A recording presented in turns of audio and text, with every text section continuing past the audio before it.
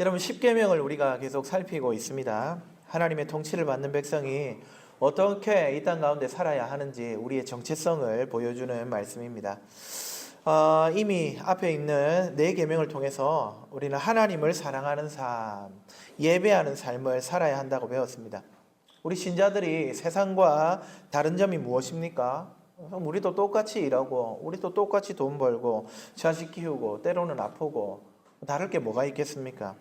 하지만 하나님을 사랑하고 그분을 예배한다는 점이 바로 저와 여러분의 구별점, 우리의 거룩함입니다. 우리의 정체성이죠. 하나님을 사랑하는, 하나님을 마음 다해 예배하는 저와 여러분 되기를 주님의 이름으로 축원합니다. 이제 오늘부터는 그 다음 명령, 바로 이웃사랑, 서로 사랑의 삶을 배우려고 합니다. 서로 사랑의 첫 걸음은 이 제5계명, 내 부모를 공경하라입니다.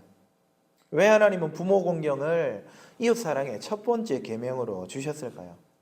이 명령을 통해서 우리에게 원하시는 부모 공경의 모습이란 어떤 것일까요? 우리 함께 살피면서 서로 사랑의 삶을 한번 시작해 보려고 합니다. 오늘 말씀을 통해서 하나님이 주시는 모든 권위를 존중하는 그런 하나님 나라의 백성의 삶을 살아가는 저와 여러분 되기를 축복합니다. 첫째로 우리는 육신의 부모를 존경하고 사랑해야 합니다. 여러분, 이것이 이 존중과 이웃 사랑의 출발점입니다. 여러분, 내 부모를 공경하라 라고 했는데 여기 공경한다는 말은요, 가베드인데 무겁게 여긴다 이 말입니다.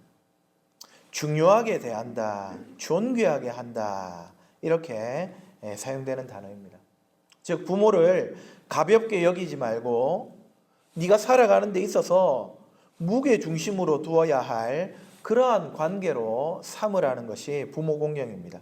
여러분, 여기 이 공경하라는 말이 하나님께 사용되면은요, 하나님께 영광을 돌리라, 영광을 돌린다, 이런 말로 사용됩니다. 출애굽기 14장 4절, 시편 22편 23절 이런 데 보시면은 똑같은 단어를 하나님께 영광 돌린다라는 말로 사용하고 있습니다. 부모 공경은 단지 예절이 아니라 경외와 존중이 결합된, 이것은 하나님을 향한 태도이기도 하기 때문에 경외심과 존중이 결합된 그런 모습이라고 알 수가 있습니다. 이런 고대 근동사회에서는요, 부모는요, 단지 낳고 길러주는 그 정도의 존재가 아닙니다. 부모는 가문의 제사장 역할을 했고요, 교육자였고 또 신앙의 계승을 인도하는 선생이었습니다. 특히 아버지는 가족 공동체 안에서 신적인 권위를 대리하는 일종의 선지자 같은 그런 존재로 여겨졌습니다. 꼭 성경만 아니더라도 함무라비 법전이나 이집트의 도덕 문서에 보시면 부모를 공격하고 저주하는 자는 중형에 처하는데 왜 그런가? 그가 가정의 제사장이기 때문에, 신의 대리자이기 때문입니다. 구약의 율법도 동일합니다. 출애굽기 21장 17절은 자기 부모를 저주하는 자는 반드시 죽일지니라 아주 강력하게 경고하고 있습니다. 신명기 21장 18절부터 21절에서도 고의적이고 완강하게 부모 말을 듣지 않는 자녀는 공동체에서 제거하라고까지 명령합니다. 왜 그렇겠습니까? 그건 단지 가정에 국한되는 이 부모 공경이 가족의 문제가 아니라 공동체 전체, 신적 공동체 전체의 질서와 생존을 위한 규범이었기 때문입니다. 여러분, 왜 하나님은 이웃 사랑하라, 서로 사랑하라 라는 계명을 시작할 때 이 부모 공경하는 말씀으로 시작을 하실까요? 그것은 이 부모가 인간관계 중에 최초에 주어지는 권위자이기 때문입니다. 우리는 부모를 통해서 세상과 관계 맺는 법을 배우고요, 부모를 통해서 하나님의 권위와 그분의 사랑을 가늠할 수 있게 됩니다. 부모를 존중하는 태도는 결국 하나님을 존중하는 태도로 연결되기 때문에 하나님께서는 이웃사랑, 세상을 사랑할 때 하나님을 사랑하는 그 태도에서 비롯되기를 기대하면서 부모 공경을 그 시작 계명으로 주신 것이죠. 교부 오리겐은요, 부모 공경은 하나님께 순종하는 첫 훈련이라고 말했습니다. 역시나 어거스틴은 부모를 공경하지 않는 자는 하나님을 경외할 수 없다라고까지 말했습니다. 종교개혁자인 루터도요, 제5계명을 해설하면서 세상에서 하나님의 권위가 가장 먼저 드러나는 자리, 그것이 바로 부모의 자리라고 해석을 했습니다. 부모 공경이 바로 하나님께 드려지는 복종의 첫 번째 형태인 것이죠. 그래서 이 계명은 10계명 중에서요, 유일하게 약속이 포함되어 있습니다. 내 생명이 길리라. 이게 단지 오래 산다는 말이 아닙니다. 여러분, 아프고 결결거리면서 오래 사는 게 무슨 복이겠습니까? 이것은 삶이 평안하고 하나님을 경외하는 것처럼 부모를 경외하는 자들의 그 공동체, 가정, 족속, 지파 혹은 교회가 번영할 것이다. 하나님의 보호 아래 있는 그런 안정된 삶을 살아갈 것을 네 생명이 길리라 라는 표현으로 나타내고 있는 겁니다. 사랑하는 여러분, 저와 여러분은 얼마나 이 부모를 존중하며 또 무겁게 여기고 사랑하고 있습니까? 요즘 아이들 보니까 부모 공경은커녕 부모를 공격하는 인간들이 한둘이 아닙니다. TV만 틀면 금쪽이들 나와가지고 소리 꽥꽥 지르고 막 부모님한테 주먹질하고, 이런 보이는 부모님을 존경하지 못하는 사람이 어떻게 보이지 않는 하나님을 존경하고 공경하고 또 사랑할 수 있겠습니까? 부모를 사랑하고 존경하는 일은 그야말로 하나님 사랑을 사람에게 실천하는 첫걸음입니다. 자, 그런 의미에서 저는 몇 가지 이 부모 사랑, 부모 공경과 관련된 실천을 오늘 여러분들에게 좀 제안을 드리려고 합니다.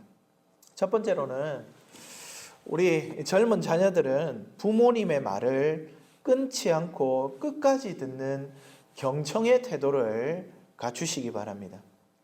여러분, 보통 몇 살쯤이죠? 한 중2쯤 되면은 그 아이들 좀 아프지 않습니까? 병 걸리지 않습니까? 중2병. 그러면은 그쯤 되면은 아이들한테 뭐 말을 시작도 안 했는데 됐다. 아니, 말도 안 꺼냈는데 됐다 합니다. 예. 여러분, 입을 닫고 부모의 말을 무겁게 여기며 듣는 훈련, 곧 경청의 자세를 가져보시기를 부탁드립니다. 여기 부모님이 계신 우리 중년들도 마찬가지입니다. 부모님이 노인이 되면 어떻습니까, 여러분? 했던 말도 하고 마치 오늘 처음 하는 것처럼 계속하고, 또 가짜 뉴스가 진짜인 줄 알고 거기에 그게 막 가르쳐 주려고 막 노력하시고 그런 일들 즐비하지 않습니까? 저도 슬슬 느낍니다. 그때 여러분, 아이고 됐습니다, 나도 다 압니다 하지 마시고, 중년이신 여러분들도 여러분 부모의 말씀을 끝까지 경청하는, 듣는 훈련을 해보시기 바랍니다. 그것이 부모를 공경하는, 하나님을 존중하는 첫걸음으로서 우리 부모 공경을 시작하는 자리라고 생각합니다. 또 두 번째로는 여러분 부모를 향해 감사를 표현해 보시기 바랍니다. 이번 주 중에 사실 평소에 잘 안 하잖아요. 감사합니다, 존경합니다, 사랑합니다. 직접 말로 하라 그러면 여러분 다 닭살 돋아가지고 닭이 될 수도 있으니까 문자로 한번 해보시기를 부탁드립니다. 경상도 사람들 말 안 하는 게 속 깊은 건 줄 착각하는데 절대 아니죠. 말하지 않으면 존경은 존재하지 않습니다. 말하지 않으면, 표현하지 않으면 부모 사랑은 없는 겁니다. 그래서 이번 주에 여러분 부모님께 반드시 1회 이상 문자해서 사랑합니다, 존경합니다, 고맙습니다 한번 해보시기 바랍니다. 셋째로 우리 부모님들도 할 일이 있습니다. 이런 권위라는 것, 존중받는 것, 이것은 가만히 있는데 세워지는 게 아닙니다. 그런 걸 바라니까 자기는 존중받을 행동을 하지 않으면서, 권위 있게 행동하지 않으면서 바라기만 하니까 와 안 하지, 자꾸 서운해지고 관계가 소원해집니다. 자녀들에게 이번 주에 한 번 이상 아들아, 내 딸아, 사랑한다, 너희들의 존재가 나에게 얼마나 무게감 있고 소중한지 모른다, 여러분 문자해 보시기 바랍니다. 아까 말씀드린 것처럼 뭐 만나서 그런 말 한번 안아주면서 하라 그러면은 여기 할 사람 진짜 아무도 없을 것 같으니까 벌써 고개를 절레절레 흔드시면 어떡합니까? 어쨌든 꼭 문자로 여러분 자녀들에게 사랑을 말씀해 보시기 바랍니다. 사랑하는 여러분, 하나님께서는 이 계명을 통해서 하나님 사랑을 가르치고 또 이웃 사랑의 본이 될 부모를 공경하라고 우리에게 명령하고 계십니다. 우리에게 주어진 육신의 부모를 사랑하고 존경하고 공경하는 저와 여러분 되시기를 주 안에서 축복합니다. 둘째로 이 명령은 교회 공동체의 권위를 존중하라는 말씀으로 이해할 수 있습니다. 이런 부모 공경, 이거는요 단지 가정에만 국한되는 명령이 아닙니다. 문자적으로는 부모를 말하고 있지만, 그러나 이 부모라는 건 결국 하나님께서 권위를 주셨기 때문에 부모가 된 것 아닙니까? 그러니까 하나님이 베풀어 주신 모든 권위를 대변하는 자가 바로 부모입니다. 그래서 부모를 공경하는 태도는요, 하나님이 부여하신 모든 권위에 대한 태도로도 확장되어야 합니다. 종교개혁자 루터가 소교리 문답에서 이 계명을 부모뿐만 아니라 모든 윗사람, 누가 있겠습니까? 선생님, 목회자, 통치자, 그런 사람들에게도 해당되는 계명이라고 해설을 하고 있습니다.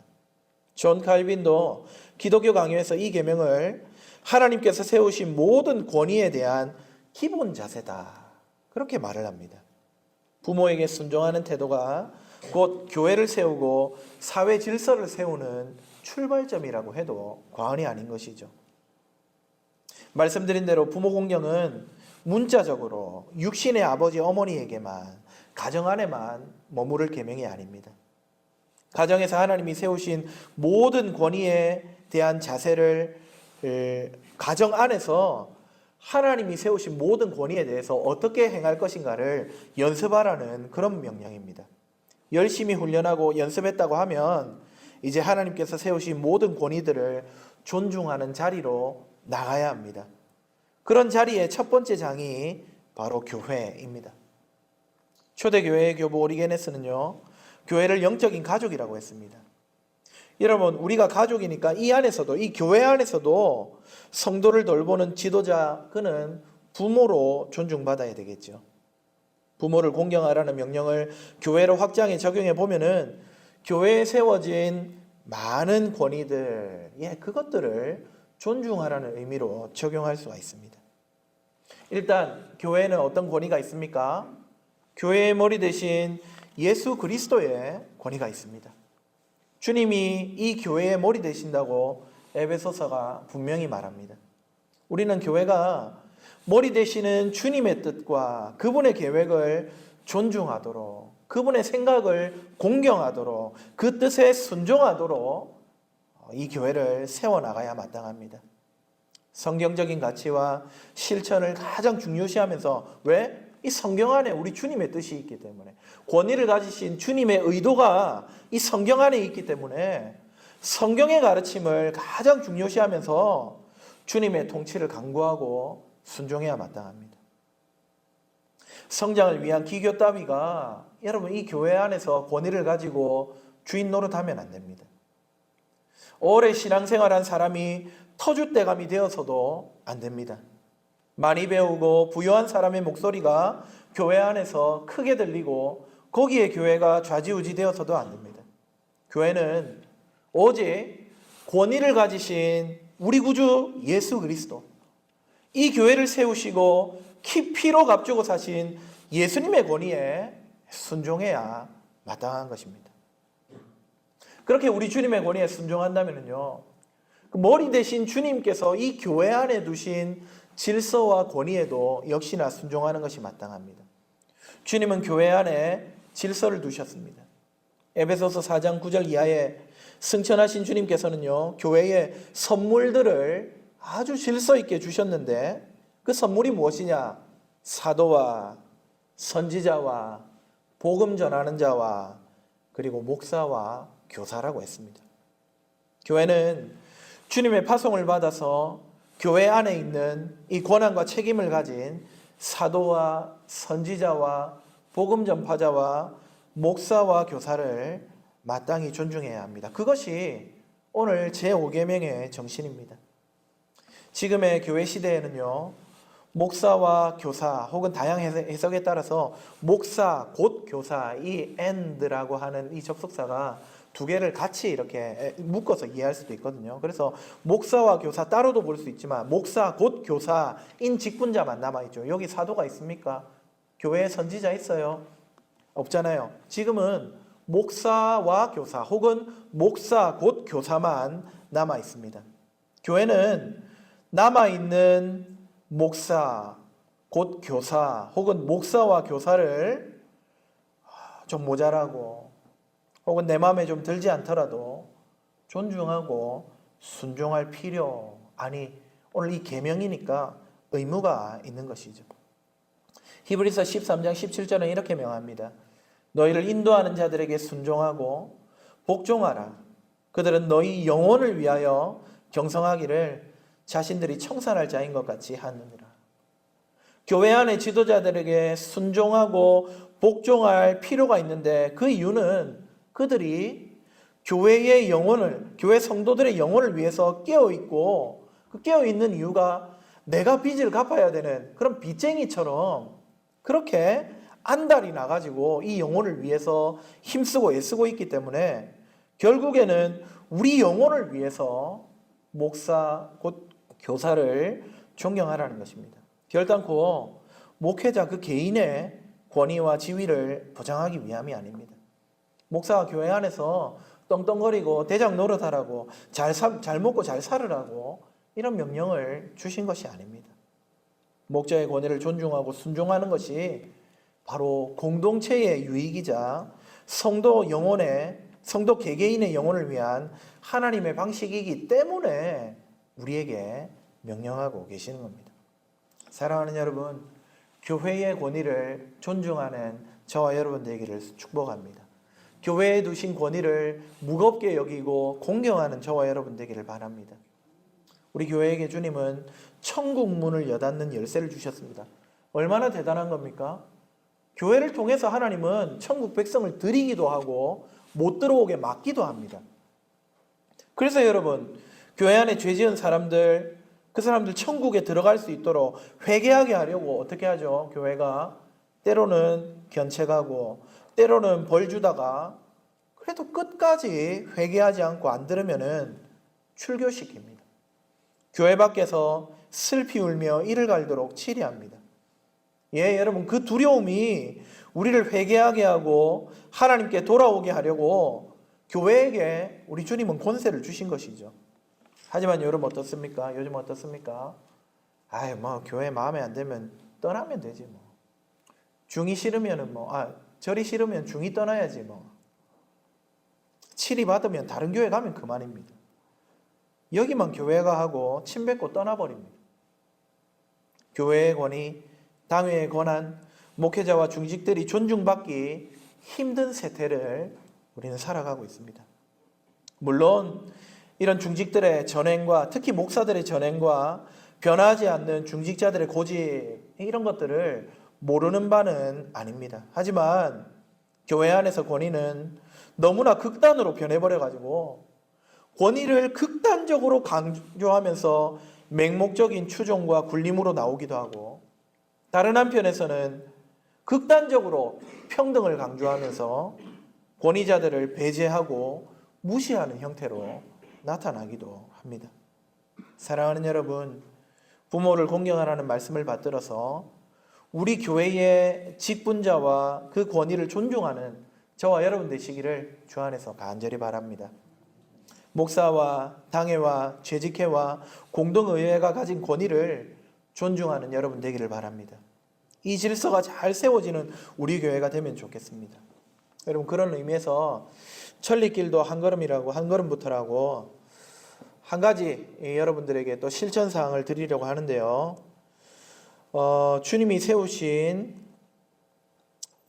이번 주 동안 이 교회 안에 권위를 주고 세워주신 우리 당회원들 누가 있죠? 문지환 목사, 또 최경동 장로님, 또 이석규 장로님, 이 당회원들에게 여러분 수고 많다고 문자 한번 보낼 수 있으면 좋겠습니다. 우리 당회원들 여러분들의 격려와 지지가 정말 필요합니다. 아무도 사랑해주지 않고 존중해주지 않는데 무슨 재미가 있겠습니까? 물론 여러분들이 우리 당회원들, 저를 비롯한 우리 장로님들 사랑하고 기대하고 있다는 거 잘 압니다. 하지만 여러분 자주 표현할 때 여러분이 가진 기대와 사랑보다 더 많은 격려를 직분자들은 받을 수가 있는 것이겠죠. 그래서 여러분 좀 우리 당회원들 이번 한 주간 동안 우쭈쭈 해주시고 격려해 주시면 좋겠습니다. 주님이 세우신 교회의 권위, 직분자의 권위, 또 회의의 권위가 그렇게 잘 세워질 수 있도록 노력하면 좋겠습니다. 솔직히 그렇잖아요, 여러분. 아무리 그것이 질서고 주님이 명하신 거라 해도 우리 인간적으로 마음이 안 가면은 순종하기 어렵지 않습니까? 그러니까 우리 인간적으로 마음이 가고 친해질 수 있도록 문자부터 한번 보내봅시다. 나아가서 여러분 우리 교회의 직분자들을 위해서 기도해 주시기 바랍니다. 그것이 직분자들을 공경하고 존중하는 모습입니다.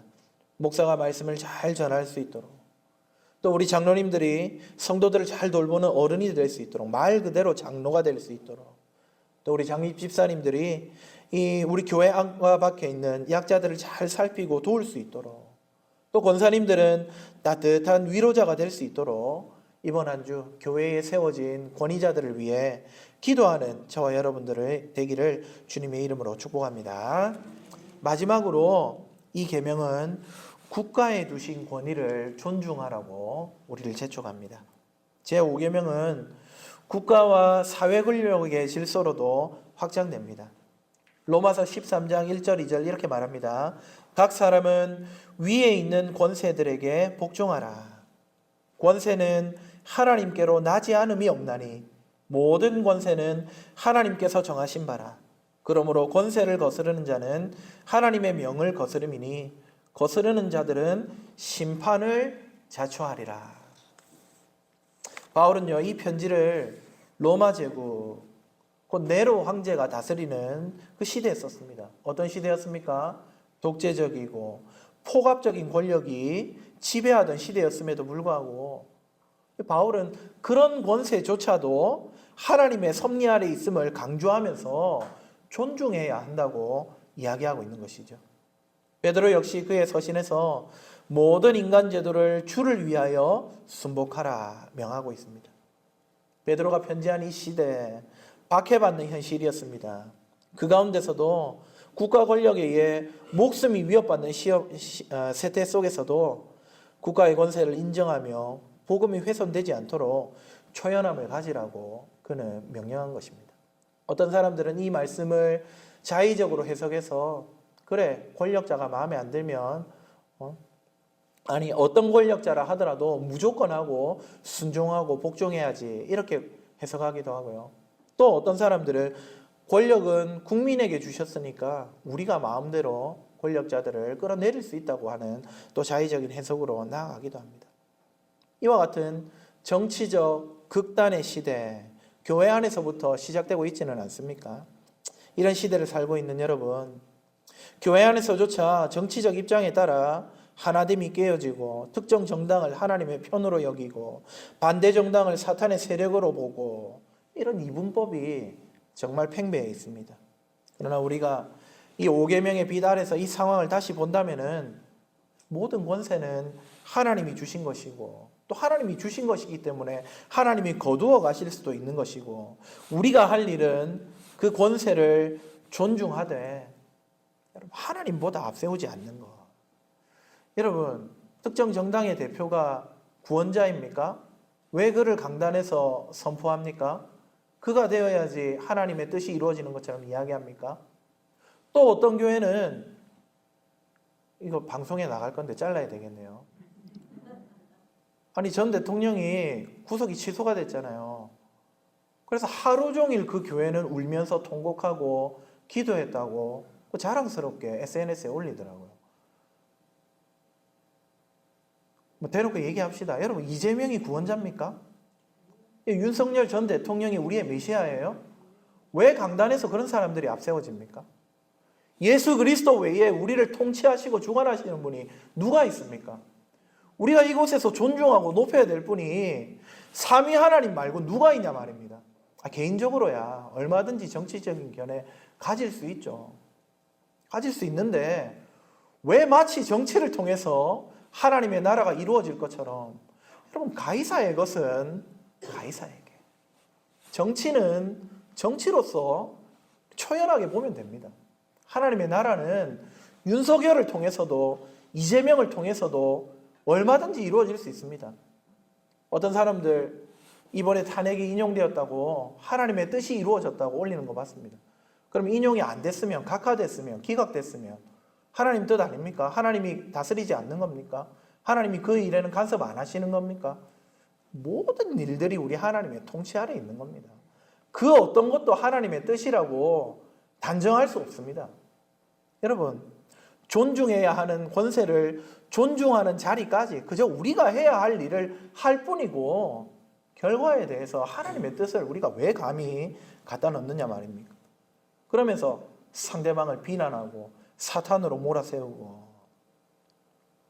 다시 한번 말씀드립니다. 이 5계명의 빛 아래서 모든 권세는 하나님이 허락하신 거니까 어떤 권세든 우리는 존중해야 합니다. 그러나 또 권세를 주신 하나님께서 그 권세를 거두실 때는 그것도 존중해야 됩니다. 하나님보다 다른 어떤 권력들을 앞세우지 않는 균형 잡힌 자세, 그것이 우리 그리스도인들이 5계명을 실천하는 자세가 될 것입니다. 부모 공경이 하나님의 주권을 인정하는 행위라면 국가 권세에 대해서도 여러분 존중해야 됩니다. 나는 이재명을 지지하고 있었는데 윤석열 대통령이 지금 이제 파면되었네. 하나님의 뜻이 이루어졌다. 이거 하나님 뜻 아닙니다. 이거 권세 존중하는 거 아닙니다. 반대로 이제 전직 대통령이 이제 파면이 됐으니까 이 나라는 공산주의 빨갱이 나라가 되겠네. 그것도 아닙니다. 그냥 세워진 권세에 대해서 존중하고 다른 것들 비난하지 마십시오. 물론 여러분, 이러한 존중은 복음에 반하지 않는 한도 내에서 이루어져야 될 것입니다. 사랑하는 여러분, 모든 권세자들을 존중하고 위에서 기도하는 저와 여러분 되기를 바랍니다.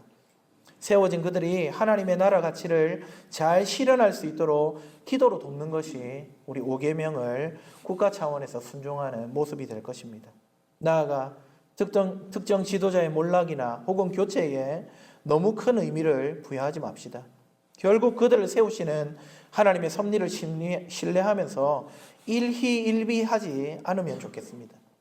이 땅에 나그네로 사는 우리는 하나님 나라의 시간표를 신뢰하면서 초연하게, 그러나 세워진 권세를 존중하면서 세속 정치를 대할 필요가 있겠습니다. 건강한 시민으로서 주님이 명하신 대로 정치 권력을 존중하되 하나님의 섭리와 통치를 더욱 고대하며 살아가는 저와 여러분 되기를 주님의 이름으로 축복합니다. 말씀을 맺겠습니다. 5계명은요, 아까 말씀드린 대로 이 10가지 계명 가운데 약속이 있는 유일한 계명입니다. 그리하면 내 하나님 여호와가 내게 준 땅에서 생명이 길리라. 우리 장수와 평안을 넘어서 하나님의 은혜 가운데 이 땅 가운데 안정되고 복된 삶을 살아갈 수 있다고, 우리 가정과 교회와 나라가 그렇게 세워질 수 있다고 우리 주님이 이 공동체적인 축복을 약속해 주셨습니다. 부모를 무겁게 여기고 교회 공동체 질서를 사랑으로 따르며 정치 앞에서 초연하게 하나님 나라를 더 깊이 갈망하는 자에게 우리 주님 이 땅에서 장수하는 복을 주실 것입니다. 약속을 믿고 권위를 존중하며 하나님 나라 백성답게 살아가는 저와 여러분 다 되시기를 주님의 이름으로 축복합니다.